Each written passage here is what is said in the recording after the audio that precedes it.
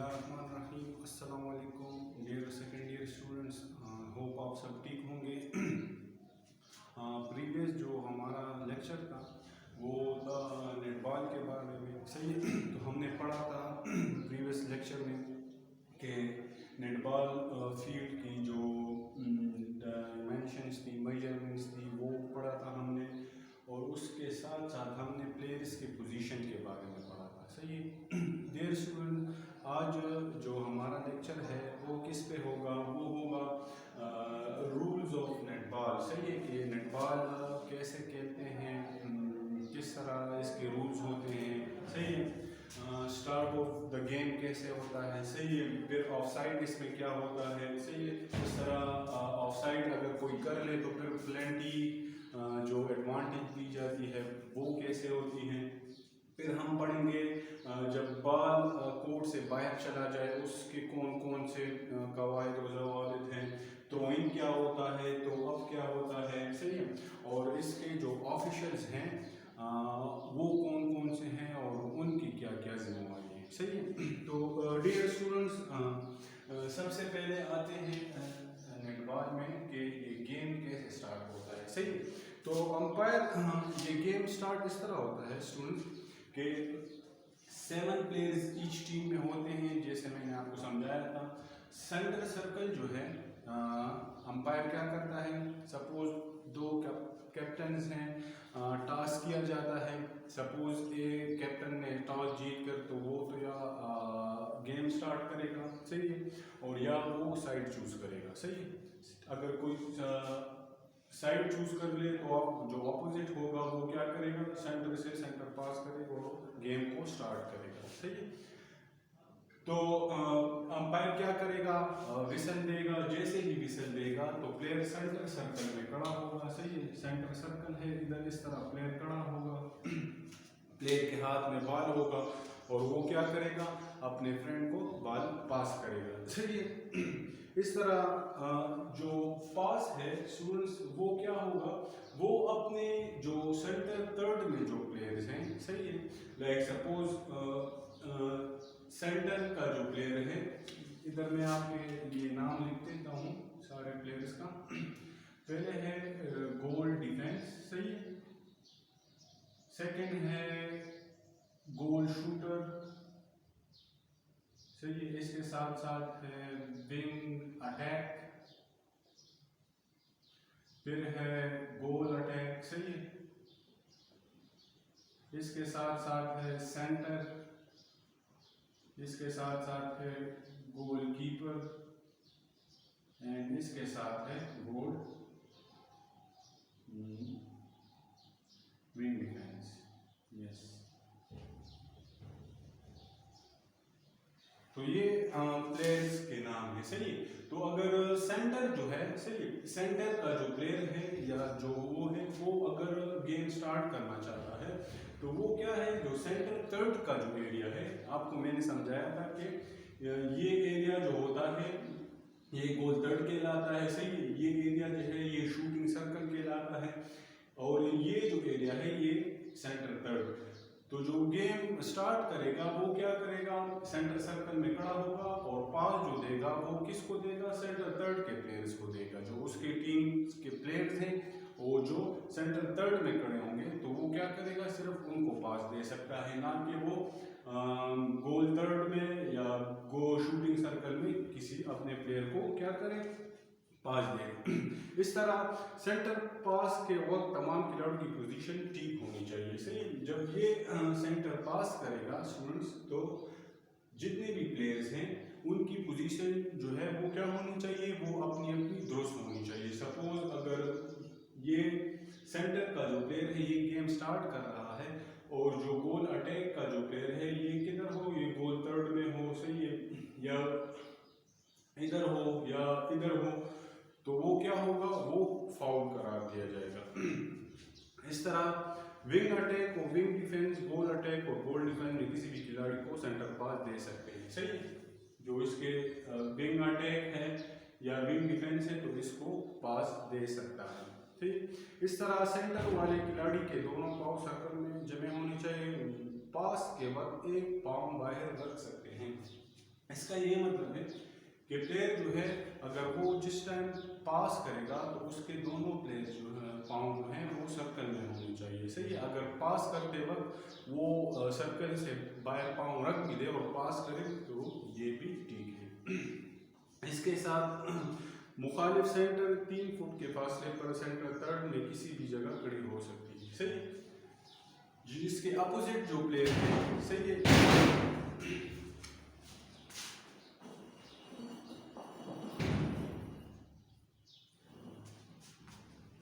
Sorry students आवाज़ ज़्यादा है।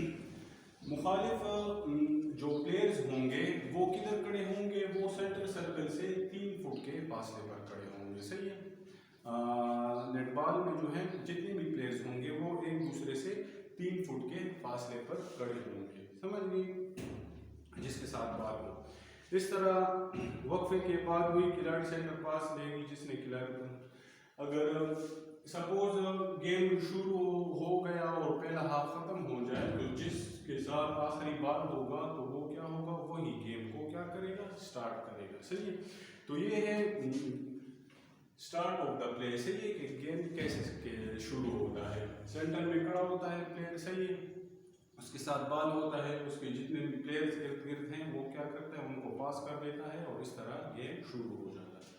सही है, ऑफसाइड इसके ऊपर सेकंड जो है वो है ऑफसाइड।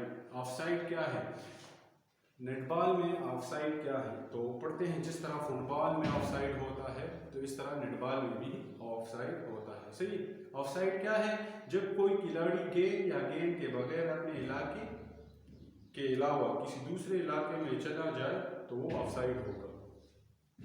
सपोज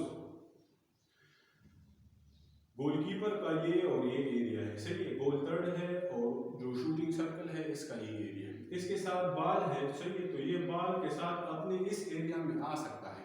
लेकिन अगर इसके साथ बाल है और ये क्या हो, ये सेंटर थर्ड के एरिया में आ जाए जो कि इसका इलाका नहीं है, तो ये क्या होगा, फाउल होगा और जो मुखालिफ टीम है उनको क्या होगा, उनको ऑफसाइड मिलेगा।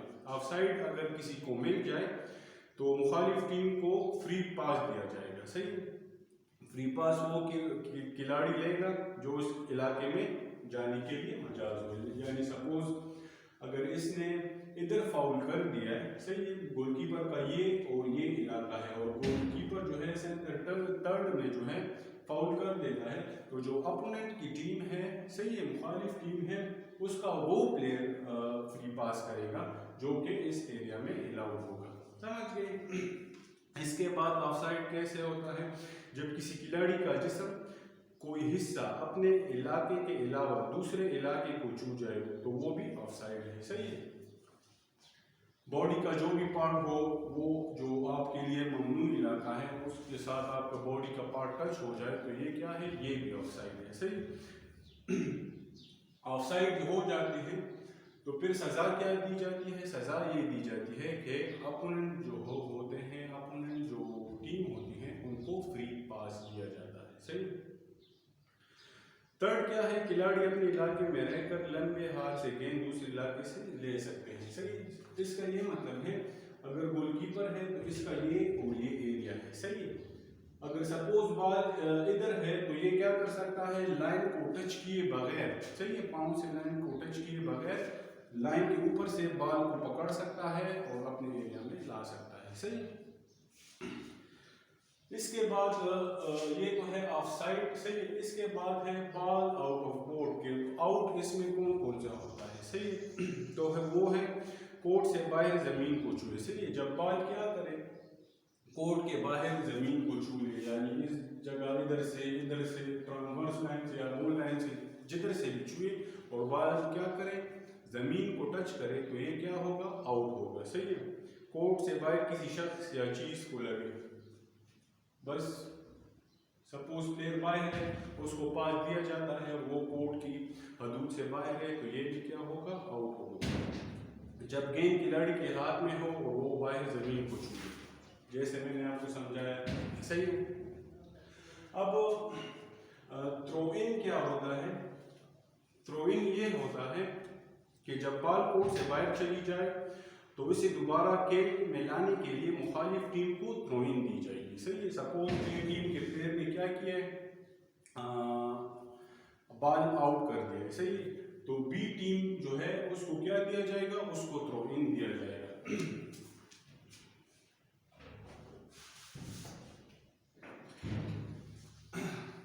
आई होप समझ गए होंगे। सपोज ए टीम का प्लेयर है, उसने क्या किया, बॉल जो है आउट ऑफ कोर्ट कर दिया। सही है, जैसे हमने पढ़ा। तो मुखालिफ टीम को क्या दिया जाएगा, थ्रो इन उनको दिया जाएगा। सही है। जब टीम से थ्रो इन का पहला पॉइंट क्या है, जब टीम ने आखिरी बॉल को छुआ हो और उसके मुखालिफ को थ्रो इन दी जाएगी। सही है। सपोज ये टीम ए है और ये टीम बी है। सही है। टीम ए के गोलकीपर ने बॉल को टच करके बॉल इनसे बाहर चली गई। सही है। तो टीम बी को क्या मिलेगा, थ्रो इन मिलेगा। सही है। जब लाइन बॉल को क्रॉस करके इसी जगह से थ्रो इन दी जाएगी। सही है। सपोज इसने इधर से आउट कर दिया तो इधर से थ्रो इन दी जाएगी, इधर से किया है तो इधर से थ्रो इन दी जाएगी। समझ गए। 3 सेकंड के अंदर बॉल को थ्रो इन करना होगा। 3 सेकंड के अंदर अंदर आपने क्या करना होगा, बॉल को वापस कोर्ट में लाना होगा। सही है। सपोज गोलकीपर ने आउट कर दिया इस एरिया से, अपोनेंट का प्लेयर आएगा, अंपायर विसल देगा और 3 सेकंड के अंदर अंदर वो क्या करेगा, बॉल को दोबारा थ्रो इन करेगा। सपोज ना करे कोई तो क्या होगा, फाउल होगा। इसके अलावा खिलाड़ी भाग कर थ्रो इन नहीं कर सकते। सही है। यानी सपोज अब इधर से भाग के आया, इधर से थ्रो इन करे तो नहीं, अपनी जगह पे स्टैटिक खड़े होंगे, दोनों पांव जमीन पे होंगे और थ्रो इन करेंगे। सही है। खिलाड़ी थ्रो इन के वक्त 3 फुट का फासला रखकर बॉल को फेंकेंगे। सही है। लाइन से 3 फुट से पीछे होंगे और बॉल को क्या करेंगे, पास करेंगे। दूसरा पॉइंट इसमें क्या है कि खिलाड़ी अपने मखसूस इलाके के लाइन से थ्रो इन करना होगा। सही। जो जिधर से आउट किया गया हो उधर से थ्रो इन किया गया हो। अब इसमें सजा क्या होती है, खिलाफवर्जी की सूरत में मुखालिफ टीम को थ्रो इन दी जाएगी। दोबारा अगर किसी ने इसमें कोई फाउल कर लिया या कुछ और कर लिया तो दोबारा उस, सपोज ए टीम ने फाउल कर लिया तो दोबारा फिर बी टीम को क्या होगा, थ्रो इन उनको मिलेगा। सही। आई होप इधर तक आप समझ गए होंगे। ये इजी है इसीलिए मैं थोड़ी स्पीड से आपको समझा रहा हूँ। सही। थ्रो अप क्या होता है, थ्रो अप मंदरजे सूरतों में थ्रो अप दिया जाएगा। सही है। थ्रो अप क्या है, जब 2 खिलाड़ी बैक पर किसी बेज़ाब्तगी का शिकार हो। सही है। पजल हो, आपस में टकरा जाए। सही है। सेकंड किस तरह होता है, 2 मुखालिफ खिलाड़ी बैक पर गेंद को मजबूती से पकड़ ले। सही है। और अगर इस तरह हो तो फिर क्या होता है, अगर कोई इस तरह गलती कर ले तो अपोजिट टीम को क्या दिया जाता है, उनको पेनल्टी शॉट दिया जाता है। यानी फ्री थ्रो जो है वो उनको दी जाती है और वो स्कोर कर सकते हैं। सही। बैक कोर्ट 2 मुखालिफ खिलाड़ी बॉल को हाथों से मारकर कोर्ट के बाहर फेंक दे। सही। अंपायर किसी डबल गलती पर फैसला ना कर पाए, 2 मुखालिफ खिलाड़ी एक ही जगह और एक ही वक्त में टकरा जाए। सही। तो इन सूरतों में क्या होगा, इन सूरतों में थ्रो अप होता है। सही। समझ गए। थ्रो अप का क्या मतलब है, सपोज टीम ए का और टीम बी का जो है गोलकीपर है या सेंटर का प्लेयर है, वो क्या करे, आपस में बॉल को पकड़े या बेज़ाब्तगी का शिकार हो। सही है।